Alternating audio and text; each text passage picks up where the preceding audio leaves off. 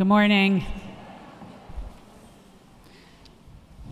My name is Maud Mandel. I'm the president of Williams College, and I'm here to offer you the warmest of welcomes to Williams as you begin the adventure of exploring our campus and our community.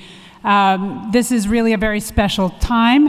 It is a chance for you to become a Williams student for a day or two, and I offer that to the parents as well. A little window into what it's like to be a student here.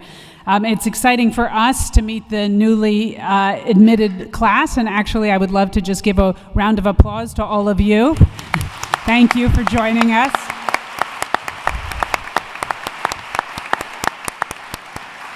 It's really wonderful to have you here. This is actually my first previews as president.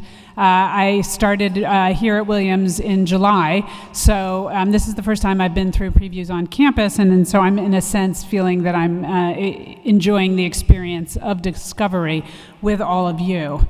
I want to begin by thanking Barbara Robertson, Steph Gonzalez, and the whole admissions team for organizing the program.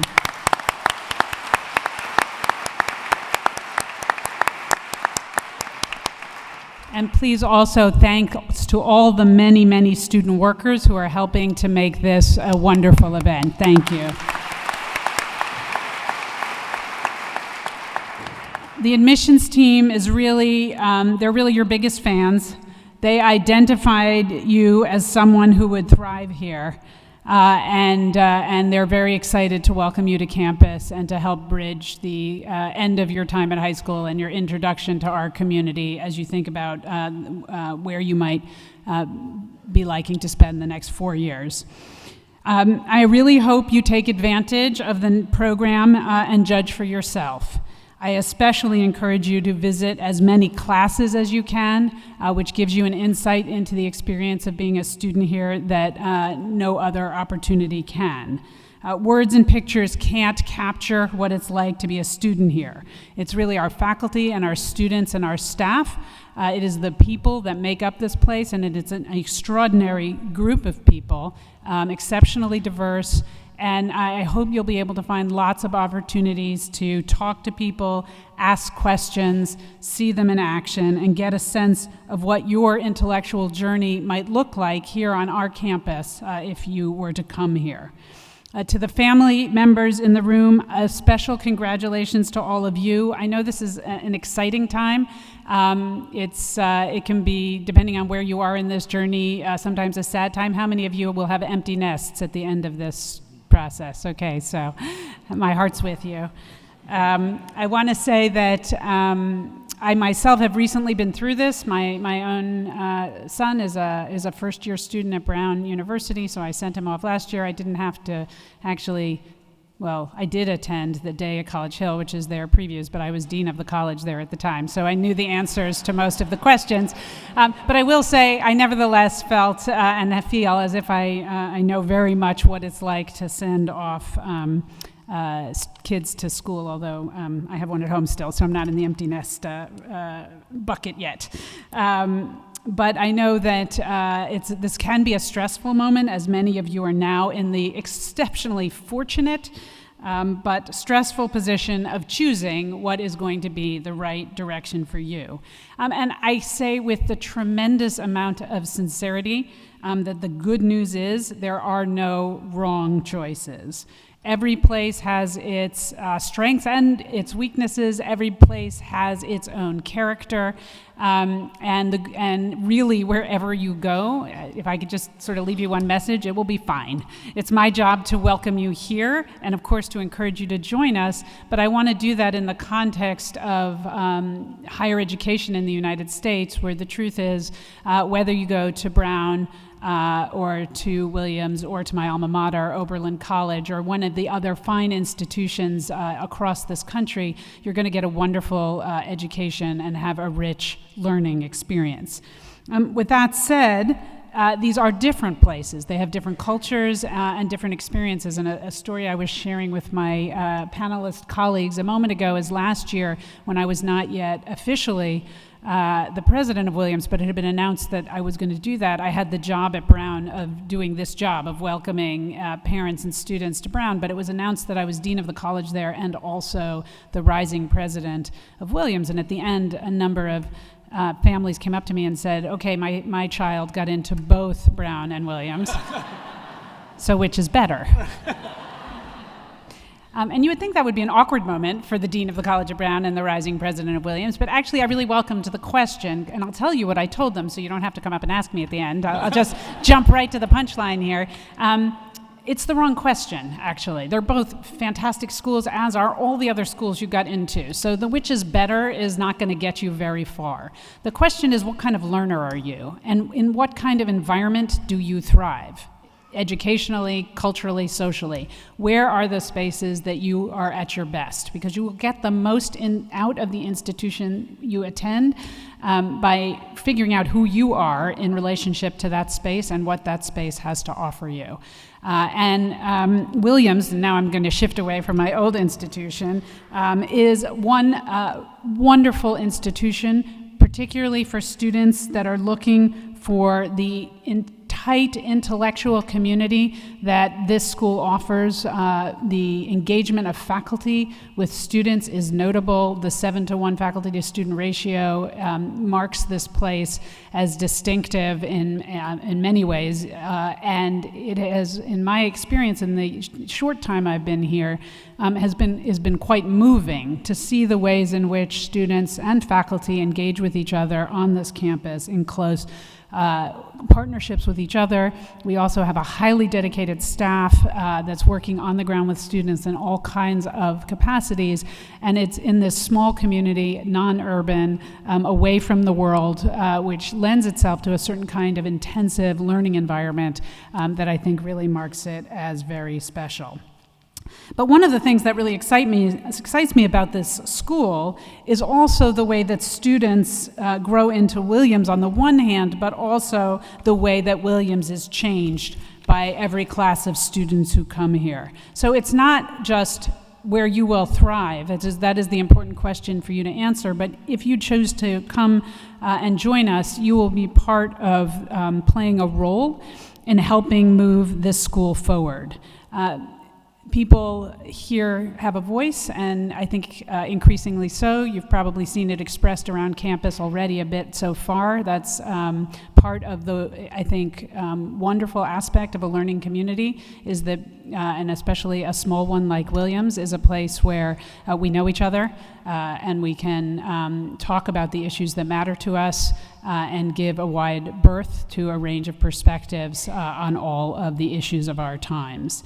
I personally spend a lot of time talking to students about the college as a whole, as do my colleagues and the faculty, and I think that's one of the special things. I will just say as a side note that this is just sort of some of the statistics we trace at Williams.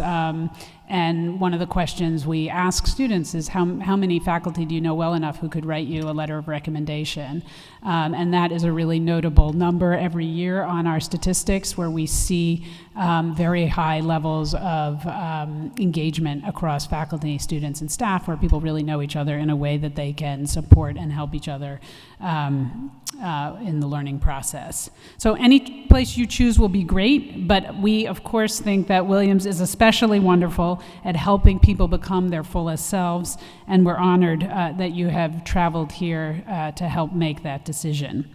So my job now is to stop talking and to introduce you to the wonderful group of panelists, which I'll do one by one before each one speaks. And I want to begin with Kai Cash to my immediate right.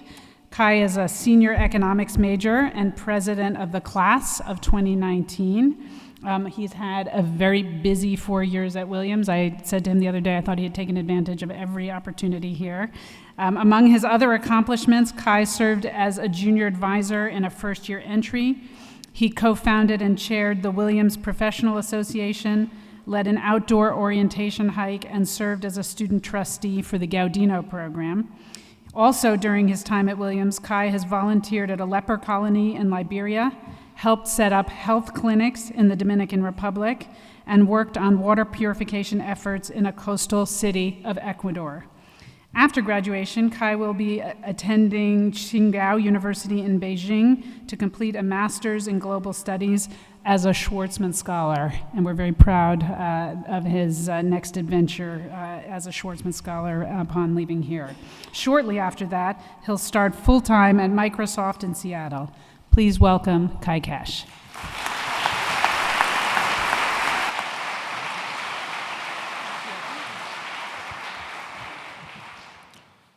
Thanks for having me here. I was just thinking before coming here that I remember sitting in the crowd and watching this for the first time 4 years ago, I guess. Yeah, that would make sense. And it was actually at previews that I ultimately decided to come to Williams, largely because of the stories that I heard from other students. So I was really thrilled to hear that I would get the opportunity to share my story with all of you. So, as the son of 2 Jamaican immigrants, at a young age, I developed an interest in combating inequity, which manifested in the desire to become a physician. I wanted people to live longer, healthier, happier lives, and so for most of high school, I focused all my efforts on crafting and honing some sort of medical knowledge and skills through other coursework and after-school programs. After matriculating to Williams, I continued to pursue my interest in healthcare, fully intending to apply to medical school, as many students here do. And also, as many students here do, I realized that the pre-med track might not be the best fit for me. So in my second year, I took a service trip to Gonta, Liberia, to work at a leper colony. And the conversations that I had there with physicians, volunteers, and patients made me realize that I had lost sight of the reasons that I originally wanted to be a physician. That is, the people that I interacted with in Liberia were not necessarily unhappy, which was a real perspective shift for me, because they actually loved their lives and everything that they had, despite the illnesses that they were facing. And what I realized there was that they lacked opportunity. And so the people that I met there and the conversations that I had there reoriented me back to this core question of combating inequity. After that experience and further thinking, I decided to increase my exposure inside and outside the classroom. Williams is dynamic in this way because through the divisional requirements, I shifted away from taking solely hard sciences like chemistry and biology and began to explore other disciplines like economics, philosophy, dance, theater. Similarly, I took Oxford-style tutorials and seminars to hone my communication and writing, such that I could understand deeply and describe simply the complex issues that we as a society face today, and those that I saw on that service trip.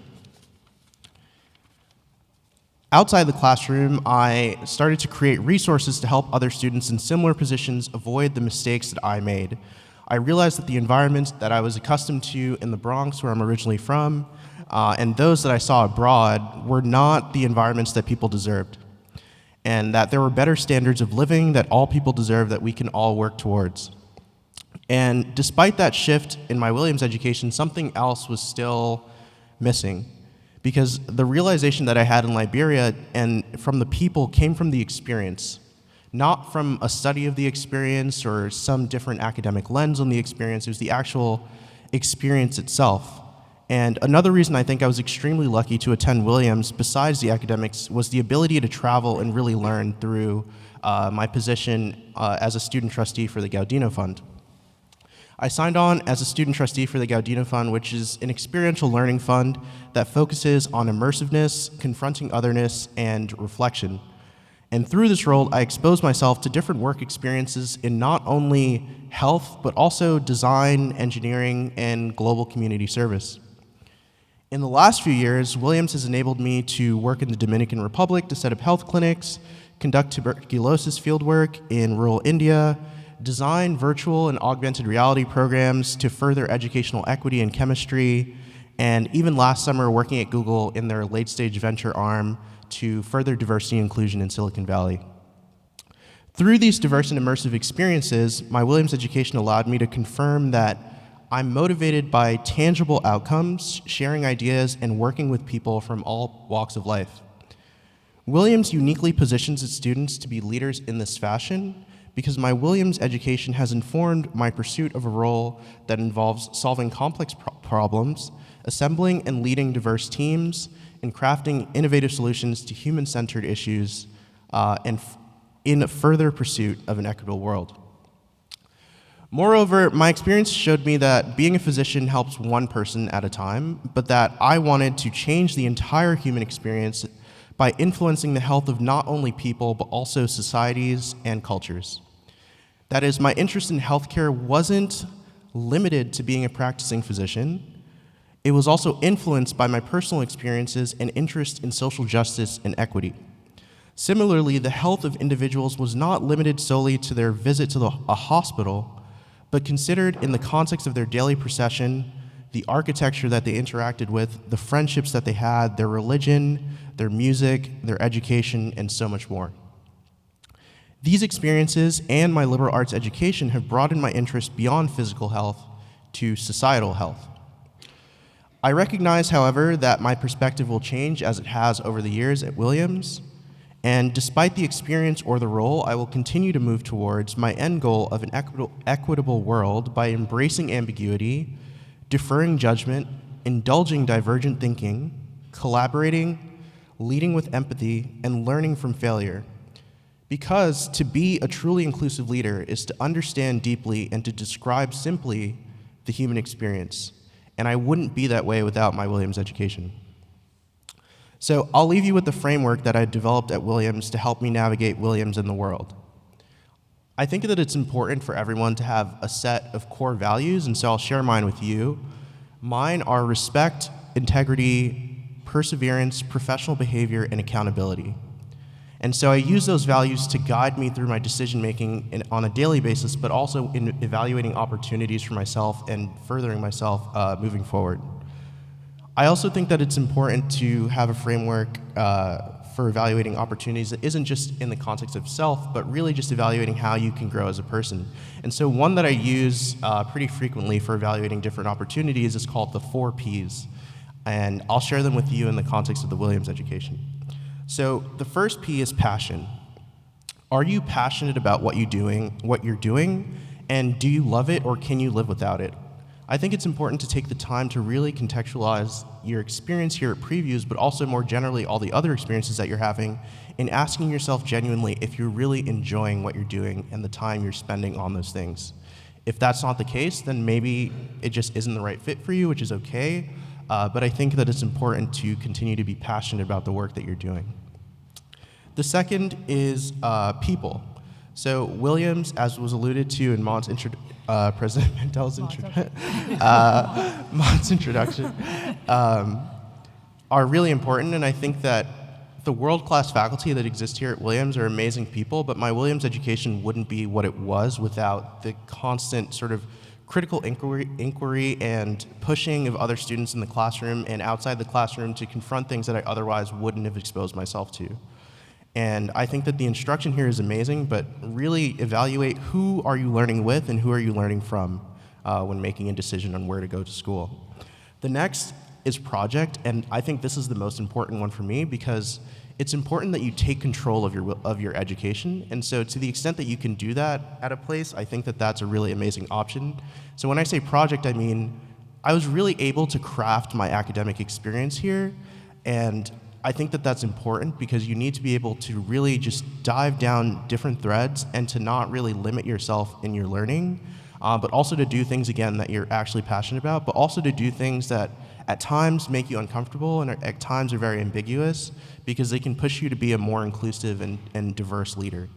And so one way that I did this was that every semester, actually since my first semester, although I didn't internalize it this way as in my fall of freshman year, I took one class that had absolutely nothing to do with my aspirations whatsoever, but had everything to do with exposing myself to a new way of thinking.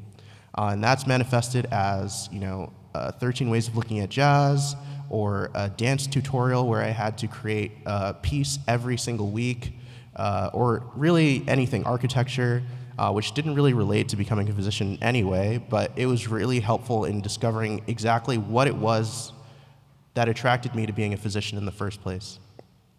And the last thing I'll leave you with is play, which is the fourth P. And when I say play, I'm not talking about, like going on a swing or something, although you could do that here, we have swings.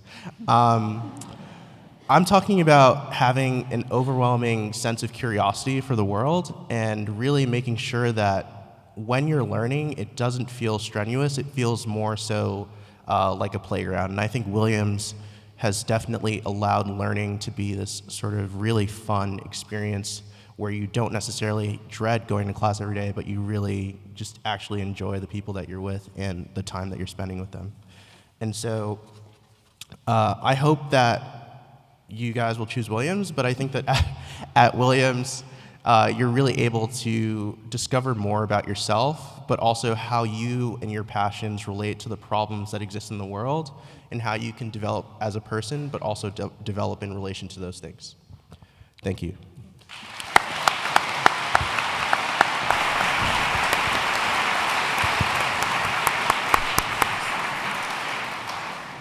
It is worth noting as we go through the speakers, when I said early on that one of the wonderful reasons to come to Williams is the people. You're going to get a sense of who you would go to school with here and who you'd be learning from that can tell you better than anything I can as to why this is a wonderful place to continue your education. Our next speaker, who I will introduce now, is Natalie Turner-Wyatt. Natalie's a senior history major from Brooklyn, New York, who's also made the most of her time at Williams. In addition to being a stalwart midfielder on the Williams women's soccer team, which I will pause to say was the Division III national champions this year again.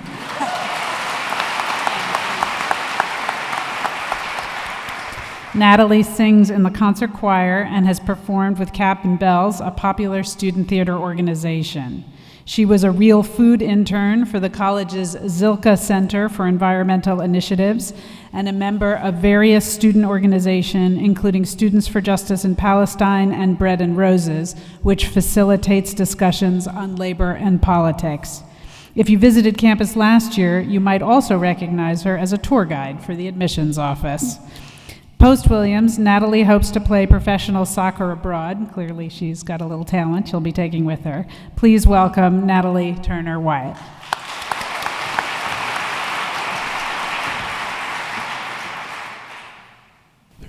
Hi. Is that good? Can everyone hear me? Awesome. Okay.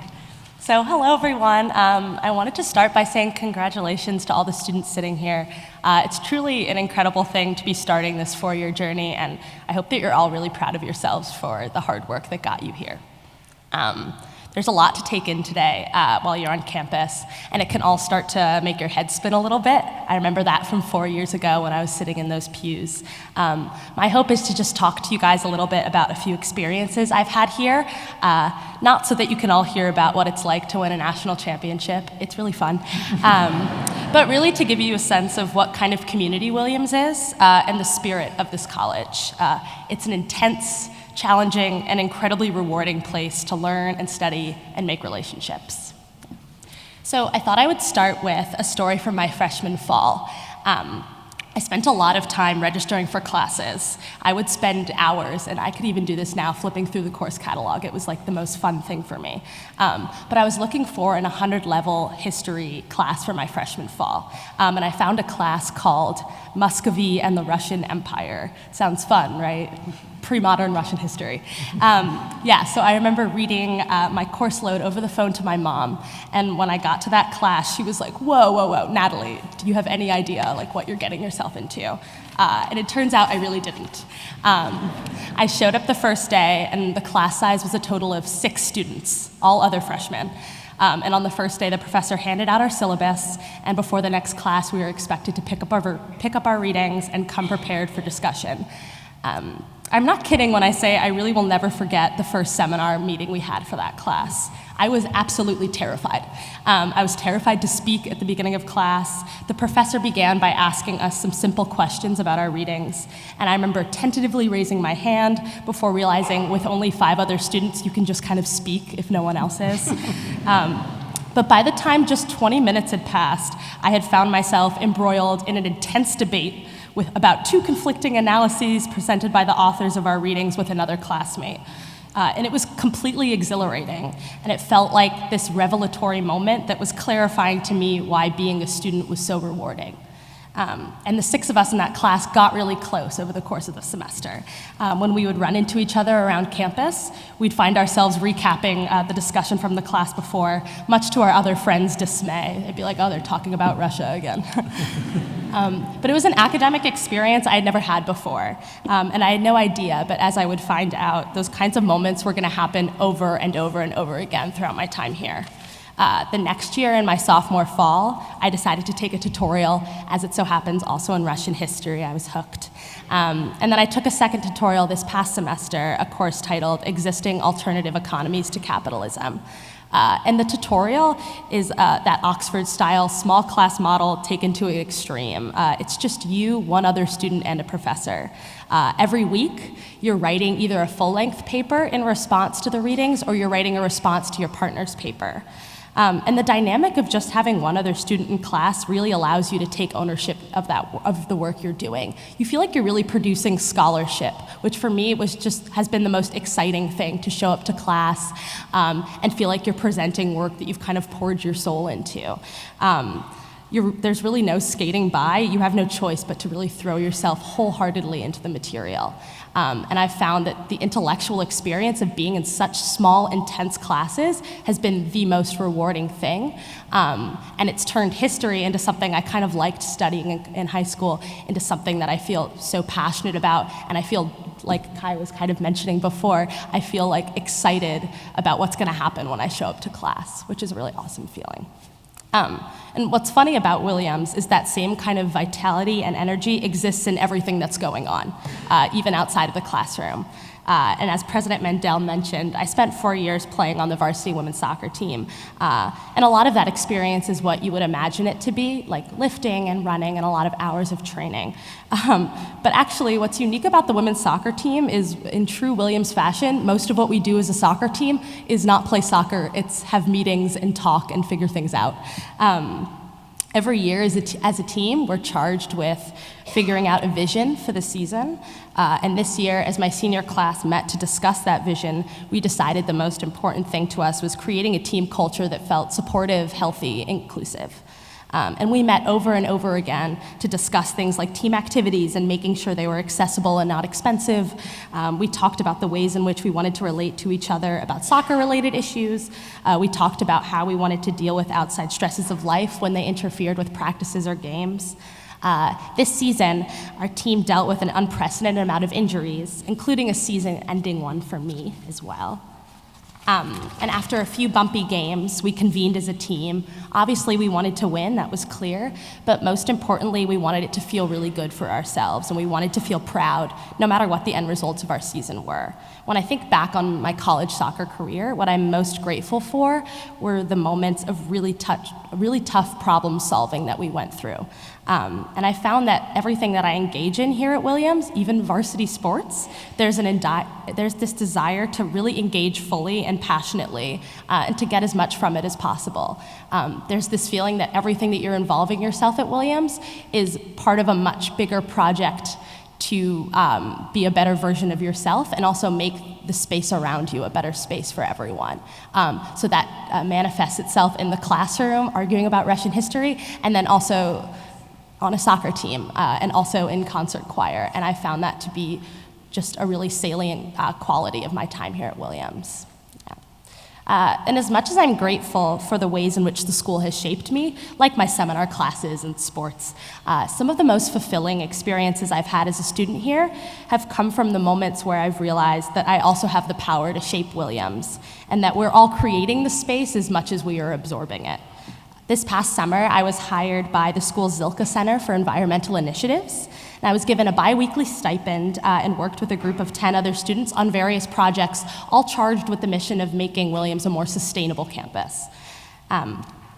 So my job specifically was analyzing our dining service purchases, and that summer I went through about 4,000 products and invoices to determine what percentage of our food was locally sourced, fair trade certified, organic, humanely raised, and non-GMO. And throughout the summer, I was in meetings with head chefs to discuss my findings with them. Chef Mark and I talked about how we were doing really well with our locally sourcing statistic, which makes sense given our geographic location in the Berkshires, but that our fair trade number was low. And we strategized together about impactful shifts in our purchasing. We argued, there was back and forth, but it was really crazy to look around and realize that I was sitting in the office with our head chef, and we were talking together about how to make Williams a better place. And I think that kind of encapsulates what makes this community special. Every person here is committed to, in their own way or corner of campus, making the space around them better. And whether it's the students right now who are outside Chapin running a special event to welcome Black Pre-Frosh to campus, or the group of students and faculty that have been making trips out to the Stop and Shop picket line this past week to support the local workers on strike, or my teammates who I've spent hours in a living room with trying to figure out how to make the soccer team a community we need it to be. And I hope that throughout your time here today, even though it might be short, that you'll start to be able to feel and see those kinds of things, because it's truly what makes Williams such a special place. I hope to run into you guys around campus, and feel free, if you have any questions about the school or anything at all, to come and say hi. I hope you guys have a great visit, and of course, please choose Williams. It's an awesome place, but I hope more importantly that you find a fit that feels really good for you. So thank you guys.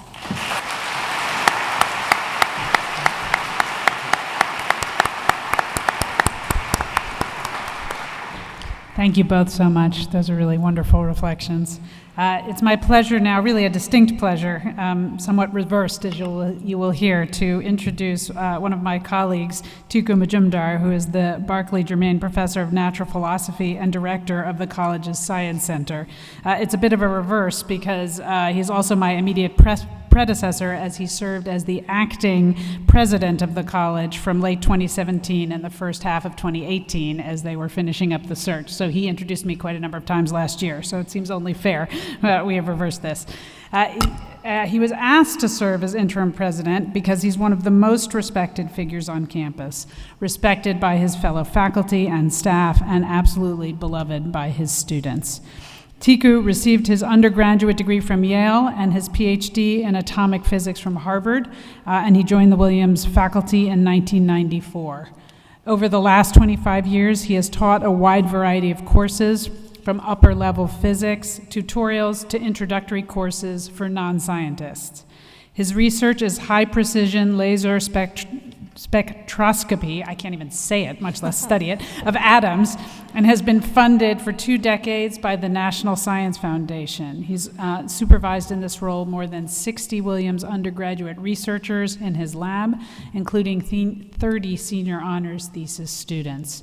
2 of them have won the American Physical Society's prestigious APGAR Award.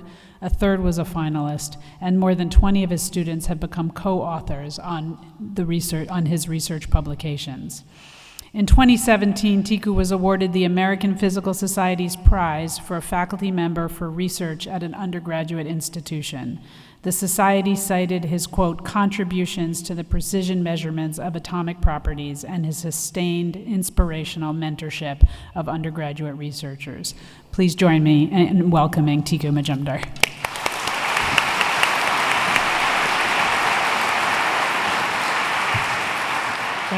Thanks so much. Let's see if I can get this right. Hello? There we go. Thanks so much, Maud, for those kind words, and just inspiring to be sitting here at the table with these wonderful folks. And I'll just add my own perspective to things. You've heard a lot of great things, and hopefully this will maybe just complete the picture a little bit. I know that all of a sudden the tables have turned, and it's time for you guys to be interviewing Williams instead of evaluating us. And I hope that you find the opportunity in the next day or two to learn a lot about our school, and I hope that you find it inspiring as some of the things you've just heard about, and that.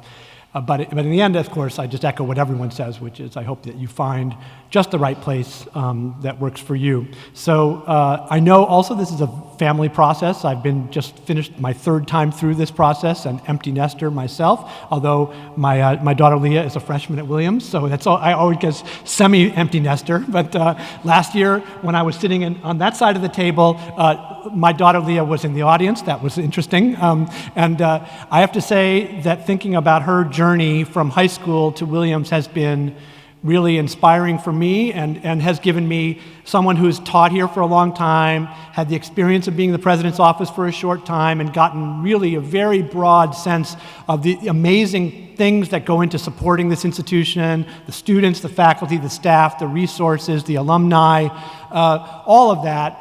To round that out with being a Williams parent is really cool. So, and to see how this spring, when the course catalog finally came out, to have my daughter, who was really uncertain about a lot of this a year ago, coming to me and saying, there's just too many courses I want to take next year, and I can't fit them all in, and I want to take music theory, and I want to take neuroscience, and I want to take cognitive science, and I'm trying to figure out who is this kid, and so in a wonderful way, it's just been wonderful to watch. So that's as on a personal note. And she's not here right now, so I can say this in a bit. But anyway, rather than talking generally and speaking for my 300 faculty colleagues, I'll try to keep this just a little personal and talk about my own sense of Williams and what's been so wonderful about being here for me as a faculty member. And so many stories that I will probably tell have a version that can be applied to departments and experiences all over campus, and I would echo what's just been said, not just in the classroom, but throughout the overall Williams experience. I'm very happy to be back in the classroom. I just came over from teaching an hour ago. It's been wonderful to get back to the world of research, and also so in that sense wonderful to be welcoming our new president here and being on this end of the table this year. I was last here about 6 or 7 years ago doing this panel, and there's been certainly some changes. I have written down here in my notes from back then that I have a lab in the basement of Bronfman Science Center. Turns out that building was torn down, so it no longer exists. So we've in terms of infrastructure, we've made a lot of progress in the sciences, and that really is about the college's investment in the sciences. The brand new science building, perhaps you've had a chance to walk into it, is part 1 of 2, and we're in the middle of constructing a new one, which is very, very exciting. So my new lab has been moved into this brand new science building, and we're very excited about that. I'm an experimental physicist, and for about the last 10 years, I've served as a kind of like a dean of science here. So I've enjoyed the role of kind of overseeing, not just being a part of the physics department, but overseeing the sciences broadly and watching what over my career has been a great growth in science and mathematics overall at Williams, and thinking about shared issues that affect all of us in the division around how do we support students. How do we support faculty research, space, pedagogy, and all kinds of interesting things like that. So that's been a great pleasure to be part of. And I'll tell you about the Division 3, which is the sort of science and math division here, story. It's really echoed throughout the college in humanities and social sciences, but this is the model I know best. So I want to say a few words about that and the way the way this science has really become an important part of my life and an important part of the lives of many Williams students. Because in particular, I want to talk about the way in which we've brought together a faculty who are at the same time really passionate about research, an institution that really supports that passion, but at the same time, faculty members who choose to be at an undergraduate institution exactly because of the wonderful opportunities to teach and work with really talented, motivated undergraduates. So that's on the one hand. And then on the other hand, you have students who come in, and we've heard this echoed just now, about students who, I love this notion of taking responsibility for your own education. And I love the fact that at Williams, we bring students in who came from all sorts of different educational backgrounds, different kinds of high school backgrounds, different places, and come and quickly become the kind of students who realize that the best way to learn is by taking responsibility for learning, and that we have faculty here who are ready to partner with students to do that. Whether that's in a small seminar, as we just heard about, whether that's in some kind of an internship that's either curricular or extracurricular, or a blurry line in between the two, or whether that's working in a research lab like my own. It's this very powerful, potent combination of faculty members who want to be here teaching undergraduates, who are passionate about their own research and are ready to include undergraduates at all steps of the way. We're lucky to have investments from the college. We're lucky to be at a place where the science and mathematics faculty have historically earned more federal grants than any other small colleges, where more than 50 students a year are co-authors on faculty publications, and many, many more attend professional conferences. We have the chance to teach in the ways that we would really like to teach, one-on-one and in tutorials. It also gives us a chance to get involved with students in giving them the firsthand experience with new knowledge. And when I say laboratory, use that in quotes and think of that as manifested in many different ways. But when we think about how this works, engaging with new knowledge is a messy process. It's not like doing a problem set that has an answer. It's not even like doing a laboratory one afternoon where the directions say you'll be done by 3 o'clock or 4 o'clock because we've made it work out that way. The great thing about getting students to the point where they're ready to do original thinking and research is that the path is messy. And my students often come to me after first time they get into the lab and they say something like, well, I've been working at this for half an hour and something's not working. There must be something wrong or something must be broken. And getting from there to realizing that actually I don't necessarily know the answer. We're working on the answer, we're figuring out together. And it's messy, and figuring out first what the questions are and then what the approach is, and if the approach doesn't work, how we might change. I can't think of a better way to prepare students for whatever they're going to do in the world beyond Williams, whether it's going on to graduate school or anything else. There's a real blurry line between teaching at the upper levels and this sort of working together with students. In my lab, we do very hands-on work. As you probably know, Williams does not have an engineering program. Many students ask me about that, and a lab like mine where students design and build lasers, go down to the machine shop and construct things, build electronics, program computers to collect data, analyze data, co-author papers, go to conferences, design experiments from the ground up and see all aspects of that. That in many ways prepares students for lots of different things, and many, many of my students, of the thesis students who have worked in my lab, have gone on to careers in applied science, engineering, and lots of other things besides just physics, and that's, I think, important to say. So I've been tremendously lucky with the students I've been able to supervise. One of my best ever students is my colleague next door now as a faculty member. That both is really exciting and rewarding to have a former student now a colleague in the department. It also makes me feel pretty old at this point. But that's a wonderful thing, and to know if I think about the students who've gone through my lab as seniors and chosen to do a senior thesis and then say gone on to graduate school in the last 5 years, just in that group, 2 have gone to University of Chicago, 2 to Stanford, and 2 to Harvard for their PhDs. And the great thing is, every year, next month, I'll go to our annual conference in my field of atomic physics, and I will see many of them there and watch them, maybe hear them give a talk as graduate students or talk to them about their experiences. And so that lifelong connection with students is also a really powerful thing. So that's a little bit about my experience, and we have tremendous resources to support this experience. We have opportunities for students to get involved from the first to fourth year at Williams. I had last summer 2 freshmen working in my lab. We have a lot of endowed resources from the institution to be here.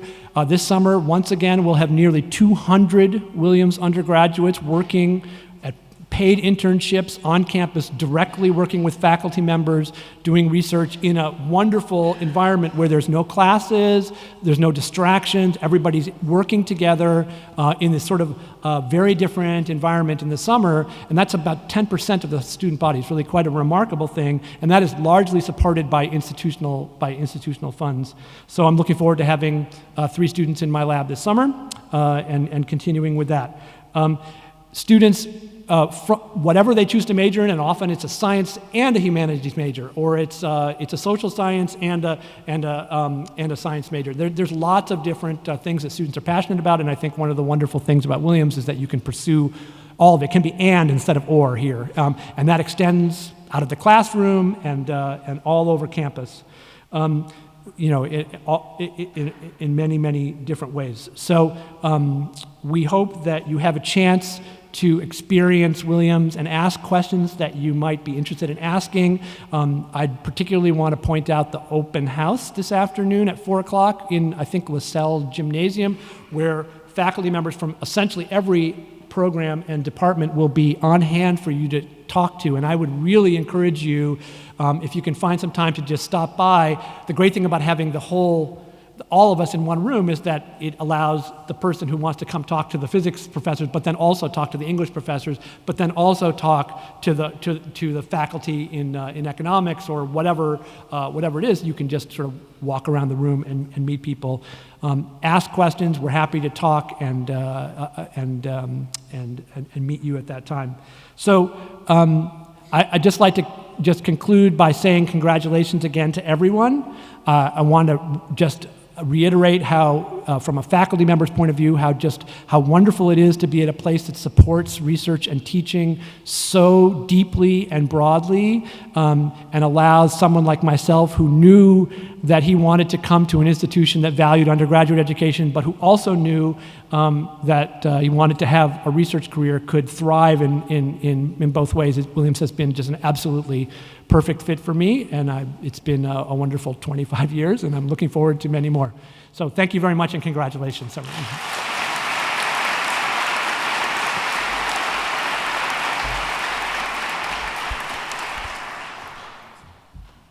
President Mandel and Kai and Natalie and Professor Majumder, thank you so much for your words. Let's have another nice round of applause.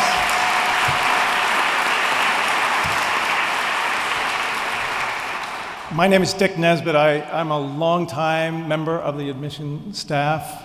I think this is my 34th year. I've been to a lot of previews prior to this, and I can tell you that it never gets old for me. You know, the excitement and the energy is just, so amazing. And this, I'm told, is a record number, actually, of previews visitors, roughly 850, and about half of those are admitted students. And by the way, there's some admitted students that have already decided to come to Williams, either early decision or Questbridge match, and or you just otherwise have already decided. Raise your hand if you've already decided to come to Williams. Okay, congratulations.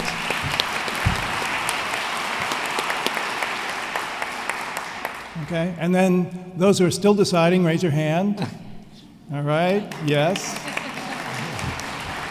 Okay, so the ones that have already decided, your job is to get these other people to come to Williams. So welcome and congratulations. Before we send you on your way, there's just a couple of housekeeping items. After this panel, this is usually where, the admitted students and the families and parents go in sort of different directions. The pre-frosh are invited to have lunch in one of the 3 dining halls, Mission Park or Peresky or Driscoll dining halls. There will be some students holding signs, outside the building when you leave here. So if you would like to go in any one of those, you're welcome to go to any one of those. Then